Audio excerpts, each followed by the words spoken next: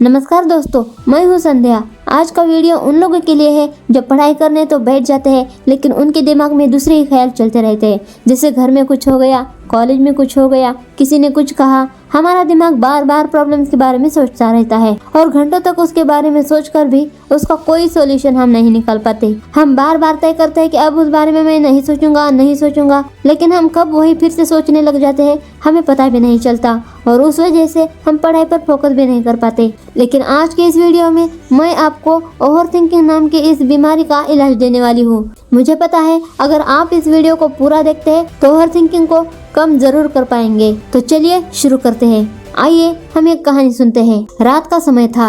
एक भिक्षु ध्यान करने का प्रयास कर रहा था, लेकिन उसके मन में बार बार विचार आ रहे थे कि क्या मैं सही हूँ, क्या मैं ज्ञान प्राप्त करने के काबिल हूँ, अगर मैं ज्ञान प्राप्त नहीं कर पाया तो, अगर मैं असफल हो गया तो।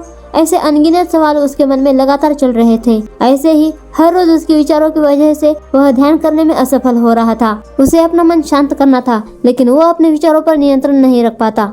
इसलिए वो अगली सुबह भगवान गौतम बुद्ध के पास जाता है और उनसे कहता है, भगवान, मेरे मन में लगातार विचार चलते रहते हैं। मैं ध्यान करने बैठता हूँ तो और विचार आने लगते हैं। मैं हर बात को बार बार सोचता हूँ जिस वजह से मुझे शांति नहीं मिल रही। क्या मैं कभी अपने मन को शांत कर पाऊंगा? गौतम बुद्ध ने मुस्कुराते हुए कहा, हमारा मन हमेशा भटकता रहता है क्योंकि ये ही उसका काम है। वो हमेशा विचारों में उलझे रहता है, लेकिन हम अपने मन को नियंत्रित कर सकते हैं। उन्होंने एक उदाहरण से समझाया कि अगर एक इंसान को एक बाण लग जाए तो दर्द देता है, लेकिन अगर हम उसी जगह दूसरी बार बाण मारे तो और दर्द बढ़ जाएगा। हम अक्सर यही करते हैं। किसी घटना से जब हमें दर्द मिलता है तो हम बार बार उसी बारे में सोचते रहते हैं, खुद को और ज्यादा दर्द देते हैं। अगर हम समस्या को बार बार सोचने के बजाय उसका समाधान निकाल ले और अगर उसका समाधान हमारे पास नहीं है तो उस समस्या को छोड़ दे तो हम अपने विचारों को रोक सकते हैं। अगर हम बार बार उसी विचार को दोहराएंगे तो वर्तमान का आनंद कभी नहीं ले पाएंगे। इसलिए हमेशा वर्तमान पर ध्यान दो। अगर मन में बुरे ख्याल आए या भविष्य की चिंता सताए तो खुद से कहो, अभी मैं यहाँ हूँ, जो होगा देखा जाएगा। अपना ध्यान सांसों पर केंद्रित करो। आते हुए श्वास को देखो और जाते हुए श्वास को देखो। विचार आएंगे जाएंगे, उन्हें सिर्फ देखो, उन्हें पकड़े मत रहो, क्योंकि हमारे विचार बादल की तरह होते हैं जो आते जाते रहते हैं। हम अपने विचारों को मन में आने से नहीं रोक सकते, लेकिन उन विचारों में खोना है या नहीं ये हम तय कर सकते हैं। बुद्ध और एक कहानी से हमें समझाते हैं। एक बार एक जंगल में बंदर ने दर्पण देखा।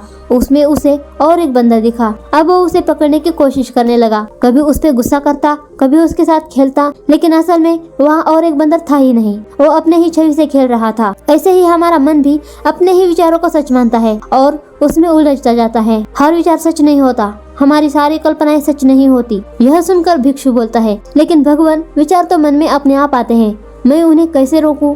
बुद्ध मुस्कुराकर कहते हैं, विचारों को आने से रोकना नहीं है, उन्हें सिर्फ देखना है। उन्हें पकड़ने की जरूरत नहीं है। जब तुम उन्हें पकड़ते नहीं हो तो वो अपने आप चले जाते हैं।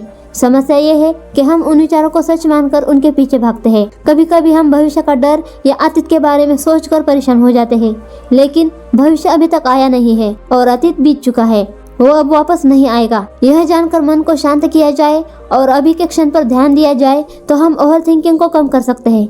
हमारे विचारों को उस नदी के पानी की तरह बहाव के साथ छोड़ दो। उन्हें पकड़ने की कोशिश मत करो, वो अपने आप बहते हुए चले जाएंगे। हमारे पास जो है बस अभी का क्षण है, उसका आनंद लो, क्योंकि अगर हम हर क्षण आनंद के साथ बिताने की कोशिश करें तो हमारा सारा जीवन खुशी के साथ बीतने लगता है। और जब हम इस क्षण पर ध्यान देने लगते हैं तो हम अपने काम भी अच्छे तरीके से करने लगते हैं। अब जब आप समझ गए हैं कि ओवर थिंकिंग को कम कैसे करना है तो आप पढ़ाई भी फोकस के साथ कर सकते हैं। जब हम पढ़ाई करते हैं तो जो हम पढ़ रहे हैं उसे सिर्फ पढ़ना नहीं है, उसे इमेजिन करने की कोशिश करना है। उस तरह आप पढ़ाई पर फोकस बढ़ा सकते हैं। उम्मीद है आपको ये वीडियो कुछ सिखा पाया होगा। तो मिलते हैं ऐसे ही मोटिवेशनल वीडियो में, लेकिन प्लीज दोस्तों अपना सपोर्ट दें और इस चैनल को सब्सक्राइब करें।